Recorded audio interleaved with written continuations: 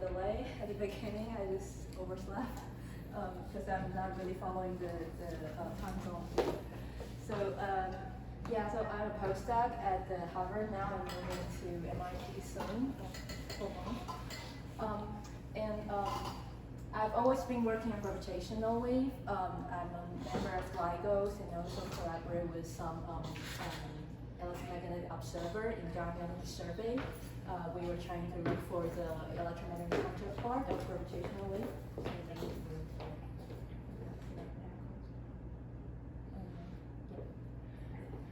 All right, so yeah, so today I'm gonna cover several scientific topics we can possibly do with the gravitational observation.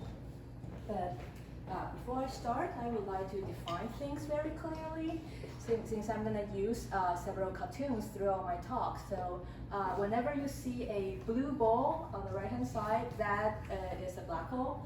And if you see an orange ball, then that is the neutron star. And pretty much, these two types of stars, they cover all the gravitational wave sources I'm going to talk about today. Let's say you have two black holes. They rotate around each other. When they going through this, we call it the in-spiral phase, they are already emitting gravitational wave signal. And during this period of time, the gravitational signal is relatively constant in frequency and amplitude. The frequency and amplitude only goes up till the end of this in-spiraling phase, where there's the distance between the two black holes getting closer and closer, and all the way until the end they merge. And the amplitude of the signal reaches the maximum around the merger. And after the merger, it takes a very small amount of time for the entire system to kind of stabilize itself. That's what we call the ring down phase, so that's very short over here. And pretty much this in-spiral, merger, and ring down, those are the three general properties for all the compact binary mergers, all the gravitational signal coming from a compact binary merger. So you will always see these three components, and the waveforms always look more or less like this for all type of compact binary mergers. So let's say now we got this kind of signal, they arrive at our detector. Here's just a picture of our interferometers here. This is one way we represent the signal in our detectors. So the signal is shown in the time and the frequency plane. And as you can see, this long track is our signal. At the earlier time, the frequency of the signal remained almost constant. And then till the end, there's a merger and ring down where the frequency goes up, and also the signal becomes brighter at the end. And then there's a ring down, it becomes silent after.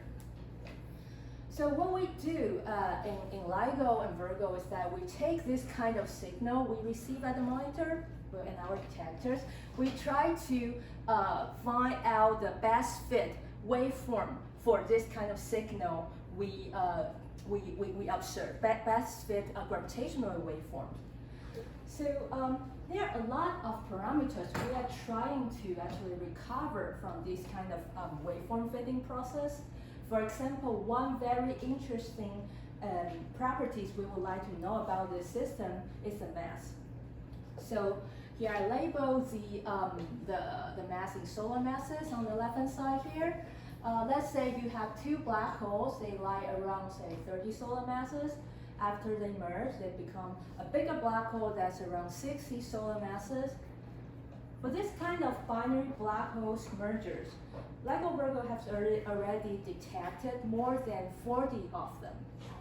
The masses of these black holes lies around all the way down to, say, a few solar masses and up to beyond 50 solar masses. So it is a wide range. If you compare the masses observed by LIGO to those other stellar mass black holes observed in electromagnetic waves, say from X-ray binary, LIGOs observe relatively big black holes, since most of the stellar mass black holes observed in EM wave, they all lies below 20 solar masses. So LIGO does open a channel for us to observe bigger black holes. So we can have black holes, we can also have two neutron stars. They merge. Possibly the final product is also a black hole.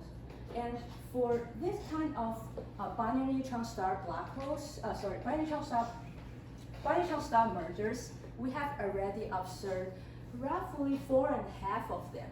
And the reason that there is an half is because so far for all the candidates detection we send out, we are not sure, we are not 100% sure whether they are real signal or whether they are a noise. So for some of them, they are weaker, so we can only assign certain probability to such candidates.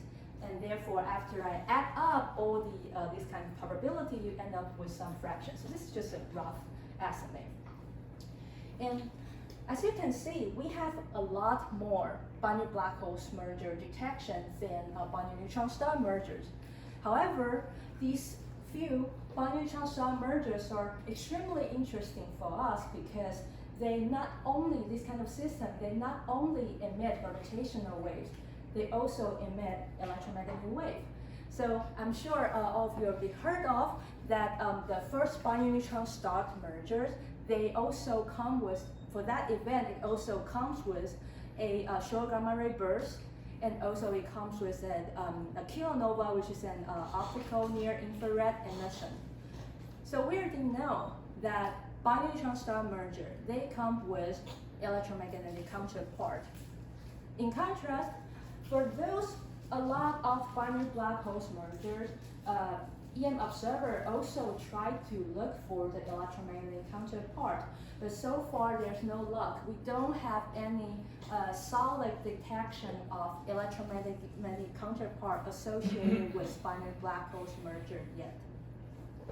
And because of this big difference of whether they have an electromagnetic counterpart or not, the way we use this information and use this system to do science, for example, do cosmology, will be different, and we will cover that pretty soon. So, as you can imagine, if we can have two neutron stars, they merge, or two black holes, they merge, then of course you can have one black hole and one neutron star, they merge. For this kind of neutron star black holes mergers, we already have more or less 2 or 3 candidate detections. So LIGO-Virgo side, we haven't announced a very solid detection yet, but we already released several neutron star black holes merger candidates. This kind of neutron star black holes merger, they are also very interesting because they may or may not come with electromagnetic counterpart. Whether they are going to emit light or not will depend on, for example, the mass ratio of the system. It will depend on the equational state of the neutron star. So there are a lot of uncertainty there. So we don't really know whether they will emit light or not, and EM observers still trying to look for the signal. So up to now, I already covered all the sources. Those 3 sources were actually the most promising sources for LIGO-Virgos. And the reason for that is that, let's take a look at the detector side. So this is a noise curve for our interferometers. It is showing you the noise level as a function of the gravitational wave frequency. So the lower the curve is, that means the noise level is also lower. We have better sensitivity for certain frequencies. And now let's look at those sources we just covered. For typical stellar mass binary black holes merger, they merge around few tenths of hertz. For neutron star black holes merger, they merge at higher frequency, so about a few hundred hertz. And then for binary neutron star merger, they merge beyond 1,000 hertz. But for all 3 of them, as you just saw, they all spend a lot of their time, including their expiral time, their merger, especially merger and ring down part of the signal, inside the sweet spot of our sensitivity. And that's why LIGO-Virgos are most sensitive to these three type of sources. Excuse me, I have a question. Go ahead. Now, for similar stellar mass, a black hole is much smaller than a neutron star. And so why would the neutron star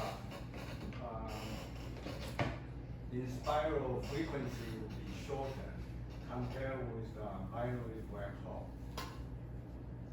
So first, the black holes, if you talk about the radius, I think the radius is actually like 6 m. So it depends on the mass of the black hole. If the black hole is bigger, then maybe the radius is still larger than the typical neutron star radius we are talking about. So that's the first thing. And second, the frequency, I guess what you're asking is why the neutron star, actually they spend longer time, so they merge at higher frequency. That's right. And I assume the frequency is a rotational frequency, or orbiting. Yes, it is related. Yeah. And the reason for that is exactly because of the radius we just talked about. So the neutron star, they have a smaller radius. So they can rotate around each other for a longer time before they touch each other's radius. And yeah, if the neutron star is smaller, then I can understand. But like, exactly. I thought, unless you are talking about very massive black hole, typically black hole mass is about 20 solar mass, and neutron star is about 2 solar mass, and so the radius is still neutron star is bigger than black hole, right? No, actually the neutron star is smaller. I think they almost let me think. I think they almost share similar mass radius relation. It's not too much different. Like especially if you are talking about those massive neutron stars, say 2 solar mass, they pretty much look like a black hole. It's actually very difficult for us to distinguish between the two cases, and actually we'll cover that later in the talk. Okay. Yeah. All right. So back to this noise curve. You might notice that I label this red noise curve as O3. That stands for the third observing run of LIGO-Virgo. We just concluded this observing run about 1 month earlier due to the COVID-19, but we still pretty much cover all the original plan. So if we have O3, then of course we have O2 and O1. Those are previous runs. In the future, we also have plenty of plan to try to improve the sensitivity better and better, which means we'll push the noise curve down. And just so you to get a sense of what those future improvements will bring us, in terms of the total number of detections of these sources we just talked about a year, we start from the left-hand side here. So O3 started since last year, 2019. The total number of detections we expected for black holes merger is around order of 10. And for bineutron star, we expect a few of them a year with that sensitivity. And it looks like we are really on track. So it looks like we really have good expectation of the astrophysical rate of these kind of sources. Down the road, we have a further upgrading plan all the way to this so-called A+ plan. And I stop here because this is where the NSF funding guaranteed up to. So we are sure that this upgrade is going to happen. When we achieve that sensitivity, we will obtain about a factor of 2 order magnitude more detection a year. And then the entire community are trying to push for the so-called 3rd generation detector. So before A+, that's what we call the 2nd generation. The future will be the 3rd generation. There are plenty of different plans. You might heard of more different plans than what I show here. And basically, the plan is trying to push the sensitivity of the ground-based gravitational wave detector so that we can detect all the stellar mass binary mergers in the universe. So all the way till the end of the universe, which means that redshift of 100 or something. And I should mention that if you actually have some interest in calculating about the astrophysical rate of this binary merger, you can try to use this online tool. I download. There are some calculation for you to calculate the rate and related quantities. And just so you to also get a sense, you might heard of there is also a space-based gravitational wave detector that's called LIGO, and that's when that will happen around 2032 so far. So it will align with more or less align with the third generation gravitational wave detectors. So now with all these, a lot of detection in the future, there are a lot of science we can do with them. And the first one I'm going to cover is the gravitational wave cosmology. And just so I want to clarify these things at the beginning about gravitational wave cosmology. Cosmology itself is a very well-developed field. There are a lot of different experiments trying to measure the cosmological parameters. The role for gravitational wave cosmology is not, we're not trying to compete with other cosmological experiments about the precision of the measurement we have. Instead, we are trying to tackle this kind of problem of, say, the tension in the Hubble constant. Because I'm sure you all heard of that there is a big tension of Hubble constant measurement between Planck and local distant ladders. So far, the tension is larger than 4 sigma level already. And an independent measurement of, say, the Hubble constant might help us to understand why there is this tensions. And that's what gravitational wave that's the role gravitational wave field is trying to play in cosmology. And the most promising method for gravitational cosmology is what we call the standard sirens method. How this standard sirens method works is the following. From the gravitational wave side, we can directly measure the luminosity distance of the gravitational wave sources. The luminosity distance goes inversely as the amplitude of the sources, the signals. But as you can imagine, there are other parameters that can affect the amplitude of the gravitational wave signal. For example, the masses of the system. For example, what is the relative sky location of the sources to the gravitational wave detectors? And even the binary orientation could affect your amplitude. And among these other parameters, some of them, for example, for the mass, we actually can infer the mass from other part of the gravitational wave signal. We can infer the mass from how the gravitational wave frequency evolve over time. So for those kind of signal, we can isolate it out from the amplitude measurement. However, for some other parameter, for example, the binary orientation is something that we don't really have good control of. And that's why we will have to only marginalize over all the possibility.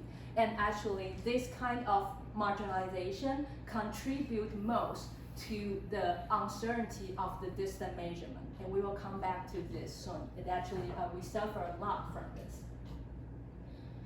So let's say now we have a distance measurement for a cosmology astrophysical sources.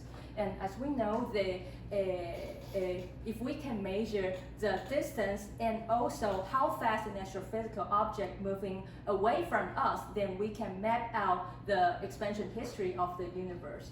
And that's what I just said was summarizing this equation.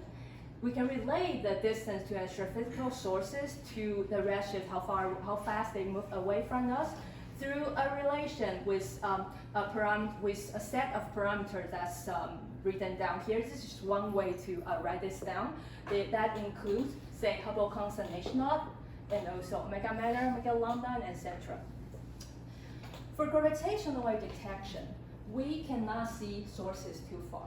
So all the sources are relatively local, which means the redshift z is small. And that's why among all these cosmological parameters, the leading order term, H0, turns out to be best measure. We are, this is what we can constrain best among all these cosmological parameters. So we have the distance measurement from gravitational wave. What's left to be determined is the redshift of the system. and it is not easy. So one way to determine the redshift of a gravitational wave source was proposed by Bernie Hughes 30 years ago. The proposal was that possibly we can associate the gravitational wave sources with their host galaxies. If we know which host galaxy it is, then we can measure the redshift of the host galaxies. But that's the ideal case. In reality, the gravitational wave detectors are not very good at localizing the sources on the sky.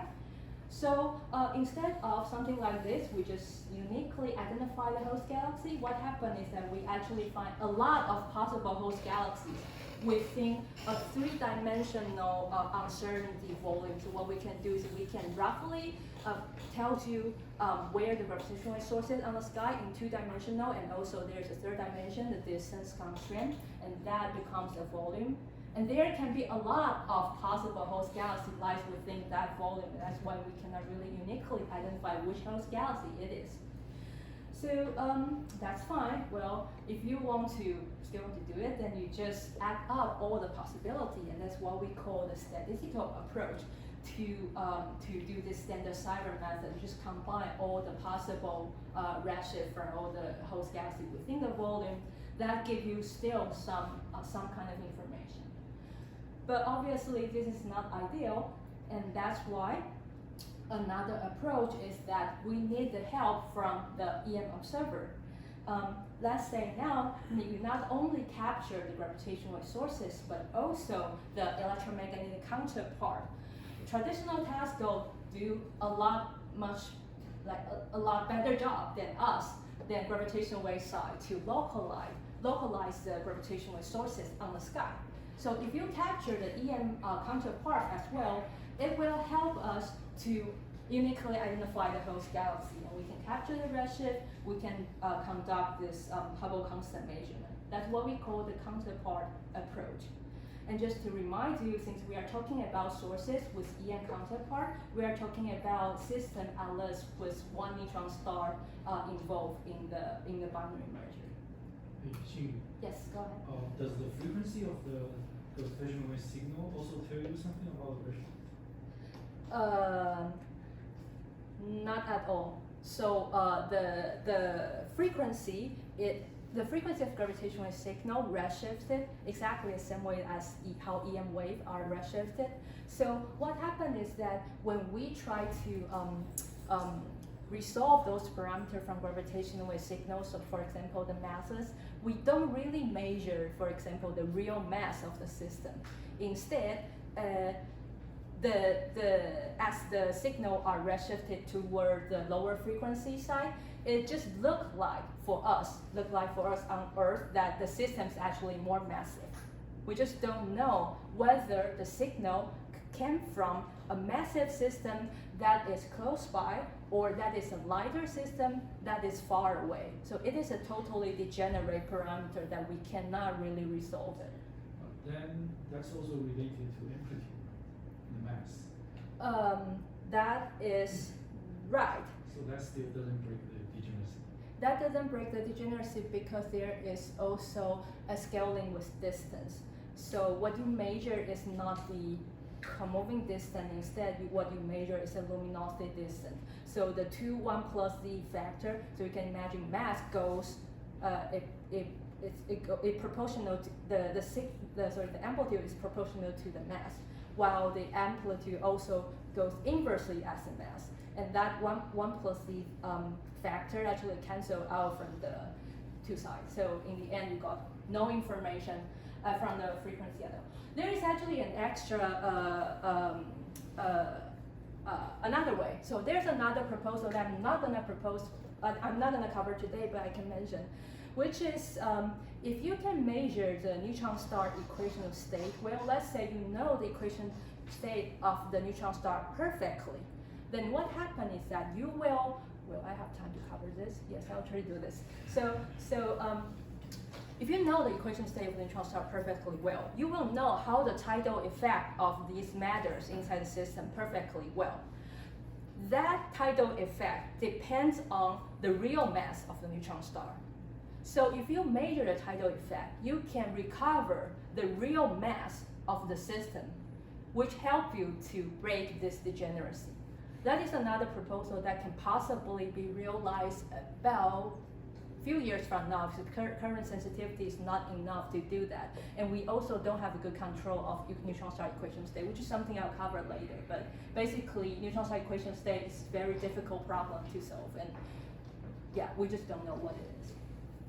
Yeah. Okay, so let's come back to what we have now. It's the standard siren method. So this is the first example of how we use the gravitational wave observation to measure Hubble constant. This is from our first binary neutron star merger detections. And here is the image of the electromagnetic counterpart of the binary neutron star merger. That's kilonova emission.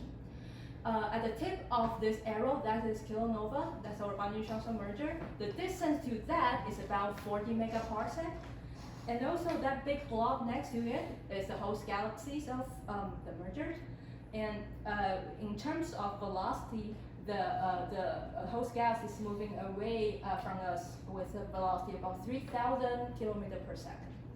And with that two information, we can obtain the first Hubble constant measurement. This is Hubble constant measurement posterior. So you can see the uncertainty is very big. The two straight bar there, that is the Planck and the supernova measurement. There's a 4 sigma tension there, and we just do nothing about them. Like, we just cannot resolve anything from this very first detection. However, in the future, we are expecting more and more of these kind of detections.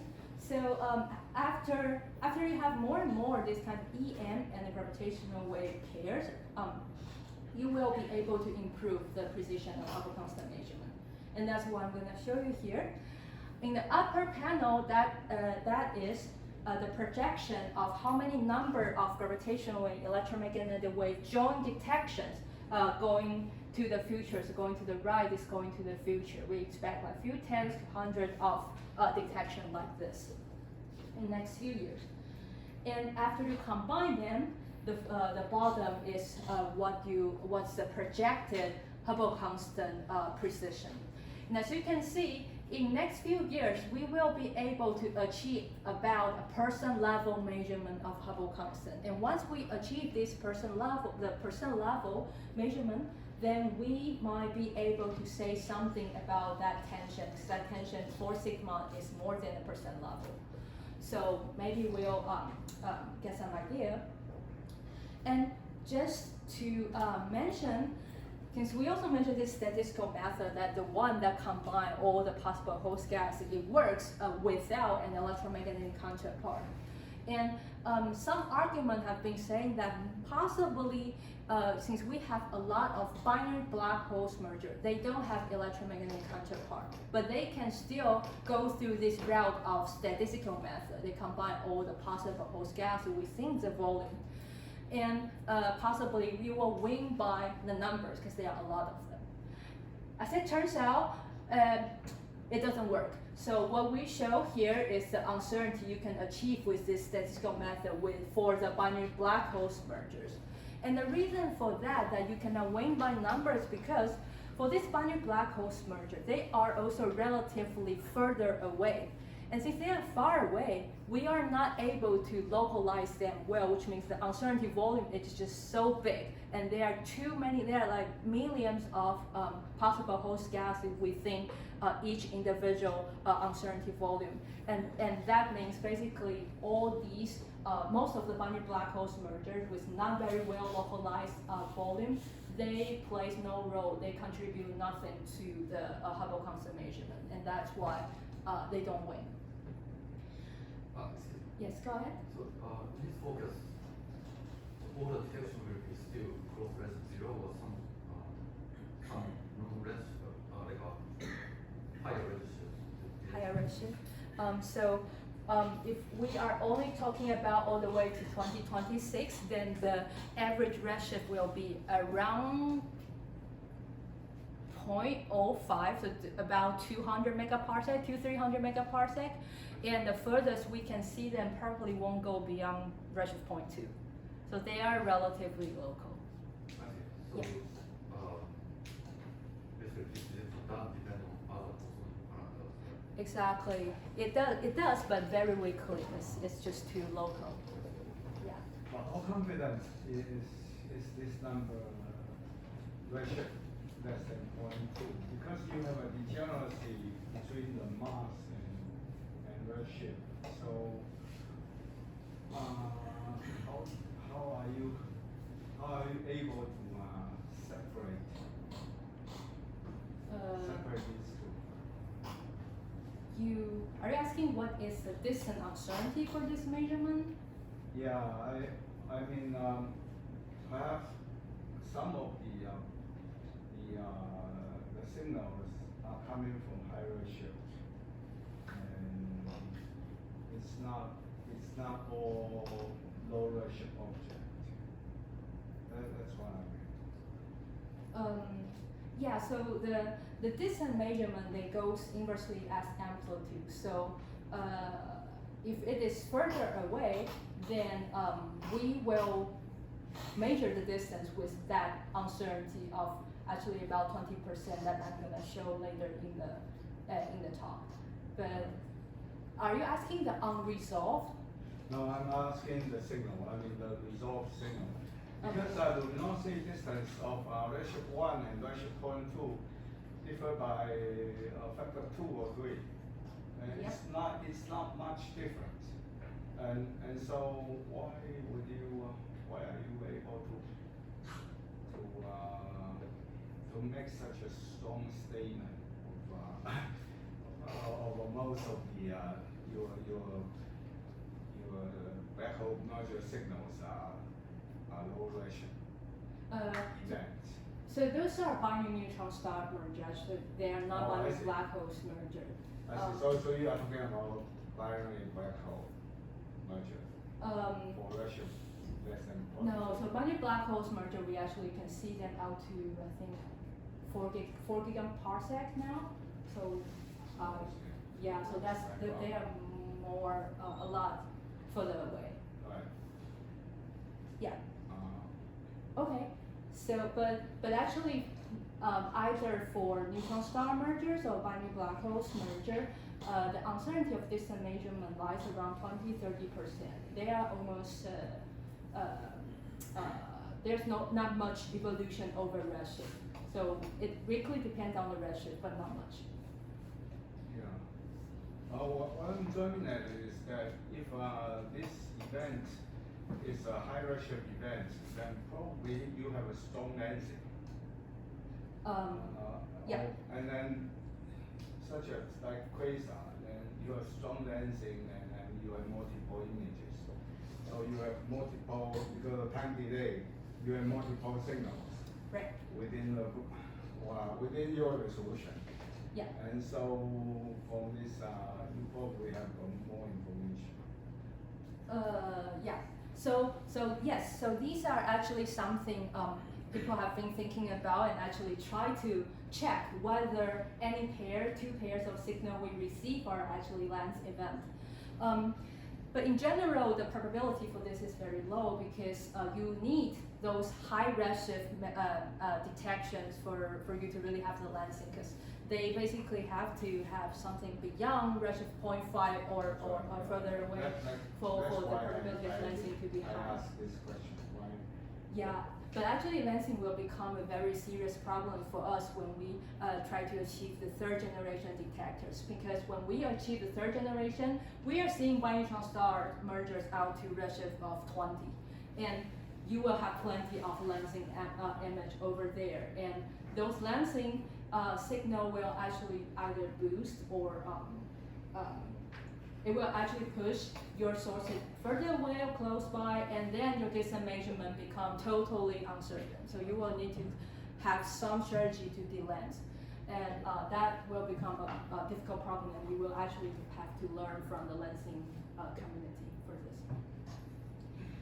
Okay, so if we're back to this plot, the comparison between the statistical and the counterpart method actually highlights the importance of having an electromagnetic counterpart for gravitational-wave cosmology. However, that is not easy. So why is it so difficult to look for the electromagnetic counterpart. I'm not an observer, so for me, the problem is not so difficult. For example, there's no clouds on the sky. But I'm gonna just summarize the theoretical problems into 2 points. First of all, we just don't know where the sources are on the sky. As I just mentioned, the uncertainties, area, and distance are so big. So you don't know where to point your telescope. Second, the EM counterpart doesn't last forever. Most of these electromagnetic counterparts, they fade away over a certain amount of time. So for you to really be able to capture the electromagnetic counterpart, you will need to know where to point your telescope, and you have to point it at the right time, and that is just so difficult. And several things we can do. One thing we've done in the past with collaborating inside LIGO is that we try to produce the sky localization of the gravitational wave sources as fast as possible. So far this work has already been done, like we can send out the sky map within about a second after we detect the signal. So this problem is solved, it helped. But another thing I would like to cover today is what I call this gravitational wave weather forecast. So when you see these terms, what you should have in mind is this. Like, this is what we can do. You can anticipate from which direction on the sky which direction on the sky or the gravitational wave signal most likely to come from at a given time. And the reason that we can do this is because of 2 interesting properties of our interferometers. So first of all, the first one I would call it a spatial selection effect for our interferometers. You see these 2 blue lines on the screen? That represent the 2 arms of our interferometers. When we try to capture the sources on the sky, we don't receive the gravitational signal isotropically on the sky. Instead, there are certain patterns. There are certain directions that's preferred. We actually are more sensitive to sources right above and below the detector plane. This pattern just looks like a peanut, so we call it peanut patterns. If you try to project these peanut patterns onto the sky, then what happens is like this. So you have 2 big hot spots on the sky. These red regions represent the region that you are more likely to capture the sources. It is easier for us to capture the sources, which means you also expect more sources to come from those sky directions. But this is only an instantaneous projection for what's happening. As you know, LIGO-Virgo is our ground-based detector, and it attached to the Earth, and the Earth rotates over time. So over time, these patterns also go through different longitude, and after 24 hours, those hot spots just kind of average out. You don't really see too much contrast between different latitudes. And this is where the second selection effect of the interferometer plays a role, which is what I call a temporal selection effect. So what we try to show here is that we look into the archival data for the LIGO-Virgos, actually the LIGO detectors in the past, and we ask, how likely will the detector be sensitive over 24 hours? So that's what I'm showing here. Over 24 hours, it looks like the detectors tend to be more sensitive, which means they can also see further away. It's more likely the detector becomes stable over that period of time, which is around the nighttime surrounding the observatory. And the reason for that we are more sensitive at night than day, is because the humans sleep at night. And once humans sleep, then there's less ambient noise around the detector, and that's why the detector becomes more sensitive at night. And that is something actually you can fold into, again, this projection. When you try to do this 24 hours average, instead of equally weighted each hours, you have to consider that temporal diurnal cycle. And once you do that, the hotspot appear again.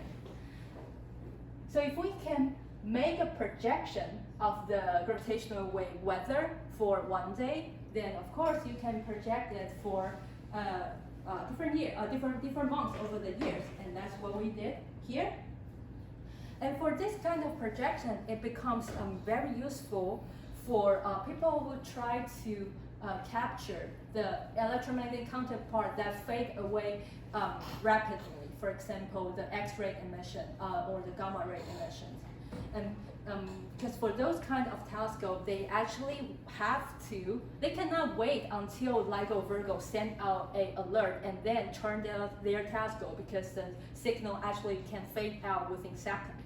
So what they really want to do is that they want to make sure they point their telescope more or less to the right direction, so that they can maximize the probability for them to capture the electromagnetic counterpart. And that's why this method has already been implemented on the Swift GRB telescope. Okay, so now I would like to go ahead. The patterns for LIGO-Virgo combined or So actually that one was for LIGO only. However, since Virgo is 2 times less sensitive than LIGO, so that pattern doesn't change much when you add in Virgo. Once Virgo achieve better sensitivity, then you will have slightly change of the pattern. And the reason for that, there's no big change, is because there are 2 LIGO detectors. There are only 1 Virgo detector, so we still win. And they are actually, and also the LIGO detector more or less align with each other. So they strengthen that kind of patterns by having 2 detectors aligned. All right, how much time do I still have? It's like another 10 minutes. 10 And some minutes for questions. Okay. Okay, let me try. All right, so I would like to bring your attention back to gravitational-wave cosmology. So in addition to the percent level measurement we just talked about, we actually can do better than this. And the key to improve the precision of your Hubble constant measurement is to break this so-called distant inclination degeneracy. So what that really means is the following. Let's say you have a binary system. Everything else is same, but one of them is face on the as I show on the left-hand side, which means their rotational axis align with your line of sight. That's the face-on cases. Comparing to the edge-on cases where their rotational axis is perpendicular to your line of sight, the amplitude of the gravitational signal from a face-on binary will be larger than an edge-on binary. And the reason for that is because the gravitational signal is strongest along the rotational axis of the binaries. And that's why if you see it from the face-on direction, you will obtain a stronger signal. However, if you push this face-on binary further away, then you can possibly just receive exactly the same amplitude for these 2 cases, which means when you have a binaries with certain amplitude, you don't really know whether the signal came from a signal that a system that's face on and further away, or it is edge on and close by. And that's why we have the so-called distance and the inclination angles degeneracy. There are 2 proposals to break this degeneracy. The first one is that, again, we need the help from EM observer. Let's say if we capture the electromagnetic counterpart for the system, the profile of the EM emission also have the angular dependency. It depends on which direction you observe the system. And that is extra information that will help you to constrain the viewing angles of the binaries.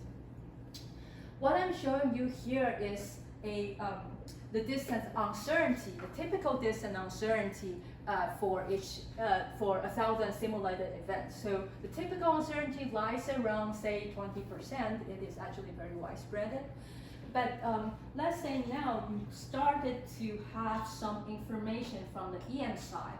depending on how well you constrain the viewing angle, so what I'm showing on the corner here, that is the uncertainty of how well you measure the viewing angle from EM.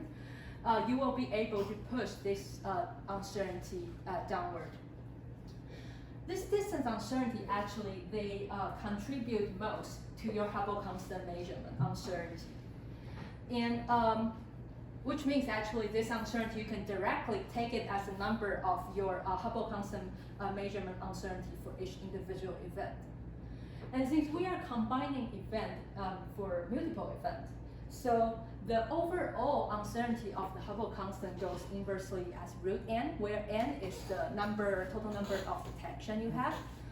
So if you are able to push the distance uncertainty down, here it's actually down by about a factor of 2 to 3, then that means you will only need a factor of 5 to 10 less binary neutron star merger detections to achieve the percent level Hubble constant measurement we just mentioned. So EM observer, EM counterpart will really help us if we can really capture them. That is one thing. Another possibility for us to break this so-called distant inclination degeneracy is that a different kind of system. So this new type of system, neutron star black holes merger, they could be our future hope because of, well, first of all, they can possibly emit EM counterparts and they can emit light as well. So possibly we can still conduct the standard siren method in the counterpart approach. Also, the distant inclination degeneracy can be broken by observation of two phenomena. And since I'm limited on time, I'm going to mention only one of them, which is the precession, observation of precession in the system. Is actually what contribute most to this approach. So let me skip the first one. Yeah. So now let's say you have a neutron star black hole system. The black hole, since there's a black hole, the black hole can have spin. If their spinning axis, which is the blue arrow here, misalign from the total angular momentum of the entire system, which is the yellow arrow here, the entire system will go through a precession. And that precession will allows us to observe some higher order mode of the gravitational wave signal in the gravitational waveform. Those higher order modes have different kind of dependency on the binary inclination angle than the typical mode we observe. And therefore, by observing those higher order modes, it helps us to break this, it helps us to measure the binary inclination better, and that therefore breaks the distant inclination degeneracy. And here is how well it helps us to break the degeneracy. So again, what I'm showing here is the distance uncertainty. The yellow bar on the top here are system without precession, while in the bottom are system with precession. And the plot here is actually labeled in log scale, so it is actually a very big improvement. So although so far we doesn't seem to have solid detection of neutron star black holes merger yet, and you might wonder, well, maybe we just don't have enough neutron star black holes merger to really make this work. But it seems that the improvement from here, the without precession to with precession case, is so big.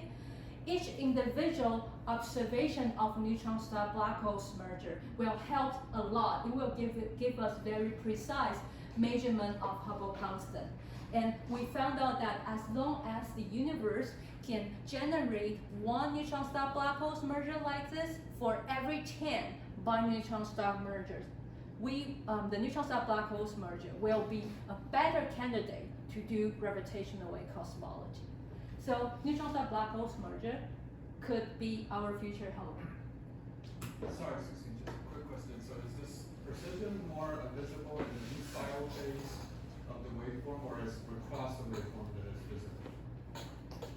To see this precision from the Oh, waveform? to see the precession. Yeah, Yeah, the precession actually happened during the inspiraling. So it's really in the in-spiral phase. Yeah, so what you see is that there will be, instead of a constant frequency, you will have some kind of low, like there will be a web packet over time. So there is a secondary frequency that is related to the precession frequency. But a similar argument can apply to binary black hole. Exactly. This spiral, because do people see this kind of signal?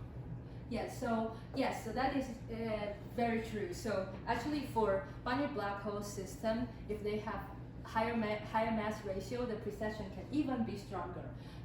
And we try to look into exactly the same approach I mentioned here. It turns out that the improvement is not enough for us to conduct the cosmology Hsin-Yu measurement, because the main problem is that binary black hole doesn't have electromagnetic counterpart. So what happened for them is that they have to, you will be able to reduce the uncertainty volume by a factor of say 2 to 5. That's what we found. However, if you reduce a million galaxies by a factor of 2 to 5, that is still a lot of galaxies, and that's why they don't help much for binary black holes merger. But I mean, it is a signal itself of binary black hole merger itself contain this kind of modulation. They do. They do. Okay. They do. We okay. I don't remember which event we released, but we can measure the precession. Oh, I see. And yeah. Okay. So final part. Totally entirely different topic here. So again, we have two black holes merger and two neutron star merger here. In addition to the difference of whether they have electromagnetic counterpart or not, another big difference is that neutron stars, they have matters inside. These neutron stars, when they rotate around each other, they will be tidally disrupt. Well, not really disrupt. They will be tidally deformed by each other's gravitational wave field. So you will see tide inside the gravitational wave signal when those neutron stars are kind of squeezed. It is not this big though. The squeezing is very tiny. I'm just trying to make a point here. So we will be able to observe the matter effect inside the system, and we actually did. So how strong this tidal effect is actually depends on, well, how the property of the matter. So that means it depends on the equational state of the nuclear matter inside the neutron star. So if you can measure the matter effect, you will be able to reverse that and find out or have some constraint on the nuclear matter equation state inside the neutron star. And this is an interesting problem, actually very difficult problem for nuclear physicists, because inside neutron star, it is a very high density, but also very low temperature environment. In the phase diagram, in the QCD phase diagram, that corner of high density, low temperature is a totally unknown area. We don't know exactly how matter behave at that corner, because we cannot really have any tabletop experiment on Earth for us to probe the matter around that corners. So it turns out neutron star is an ideal lab for us to really try to measure the property of matters for that corner. And there are plenty of different ways, well, not plenty, but there are several different ways to use neutron star to constrain the neutron star equation state, and gravitational wave is one of them. We did for the first bi-neutron star merger, actually. So there are actually more other questions you can ask and you can learn from this kind of tidal effect observation. So first question I try to ask is that, are we really sure that the binary merger we observed, were they really two neutron stars? Or could they be one neutron star and one black hole? Since even in this kind of neutron star black holes merger system, since there's a neutron star, they also will show the matter effect inside the system. And when we measure the matter effect from the gravitational signal, what we measure is an overall matter effect. We don't know whether whether the tidal effect comes from one of the stars or both of the stars. So that's why there is some kind of uncertainty and degeneracy. And it is very difficult to actually answer this question from single detections. And what we propose here is that then we can stack the event in the future. Let's say in the future you have more and more bi-neutron star merger detection or neutron star black hole detection, something like this. And for each of them, we observe tide. However, for one of them just seems relatively calm. They also have tide, but relatively calm. Then possibly that is a sign of the existence of neutron star black holes merger. Since in this kind of neutron star black holes merger, one of the stars doesn't have tidal effect, and in that kind of system, the overall tidal effect you expect would be smaller, and that's one of the possibilities for us to identify them. Last things.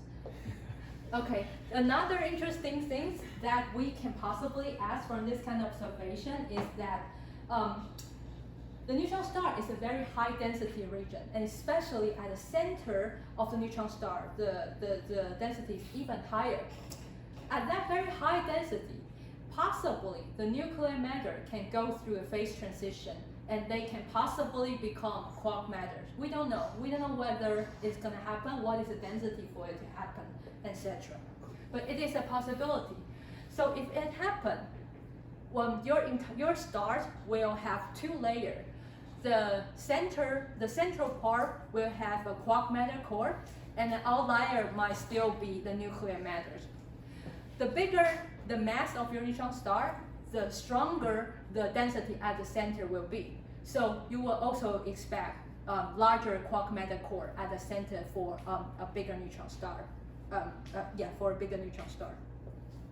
When you have a quark matter core, the equational state of the entire star will change. It actually will become more like a black hole than like a typical neutron star. So the tidal effect will actually become smaller. So when we have a lot of future detection, what you can do is that you can look at the correlation of the tide as a function of the mass of the neutron star. And you can try to see if there is a clear distinction at certain neutron star mass. If you do, then one possible explanation for this is that the neutron star beyond that critical mass might go through a phase transition at the center of the star, and you might have some hybrid star system for that kind of observation. In both types of scenario I just talked about, we found out that you will need about order of 10 to 100 of detection, which means they will happen in the next few years. Okay, I'm running out of time, so I'm just gonna leave the summary page here, and thank you.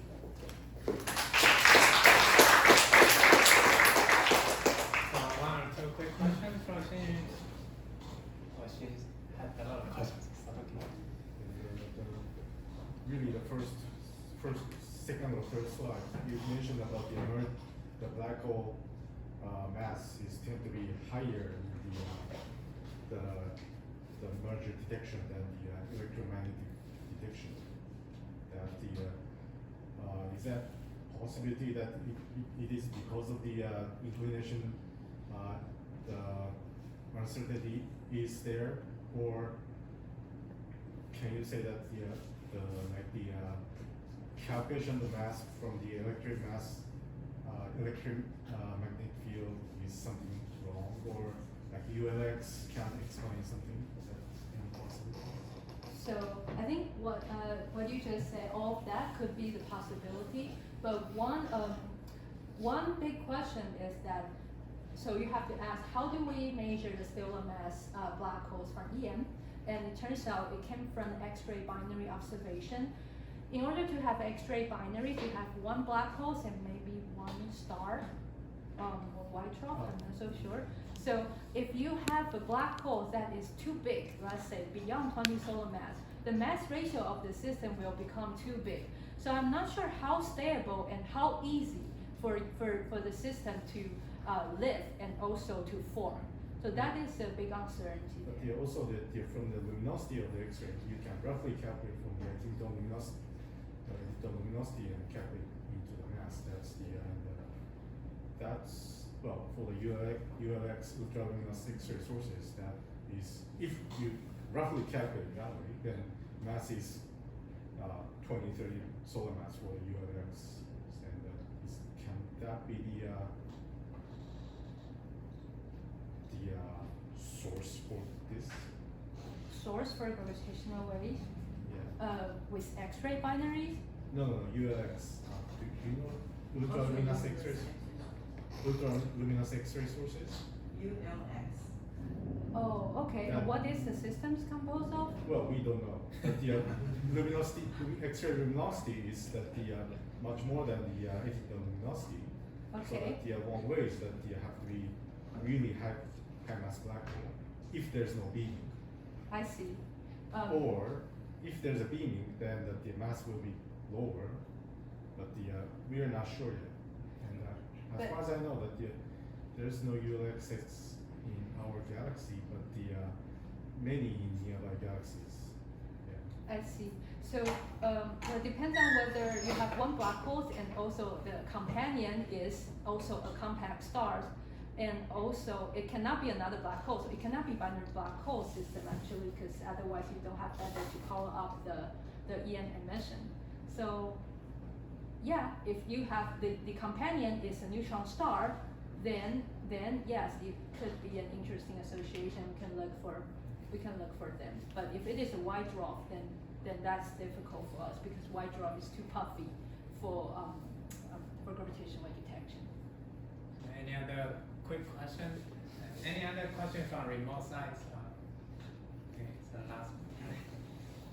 So can you talk about a little bit about the first event this January and last January? The burst event? Yes, detected by LIGO. Oh, I have a biased opinion on this, but okay. So what happened to the burst detection is that for all the sources I just talked about throughout the talk, we are talking about binary mergers. So binary merger, they have very standard waveform. That's what I showed at the beginning, and that is easier for us to search for those kind of signal inside the noisy signal we obtain. Because what we do is that we just you take several waveform, we construct a waveform template bank, we fit over time, we fit over the signal and see if we have good fitting over time. So those are simple. You have a template. For burst, it's totally different. So for burst, we are looking for something that's unmodeled. So we don't have good model of how the waveform look like, which means you can easily lose a lot of different unknown properties of the sources, even if they are there. For example, supernova emission is the strongest possible burst sources. Other things, very weird things like cosmic stream, we are also looking for them. But basically, that's why the burst search is actually less sensitive than what you can do for the binary mergers. And in all three, so the third observing round, I think we did release maybe a couple of burst candidates. We're not sure what they are. We don't have good information about them so far.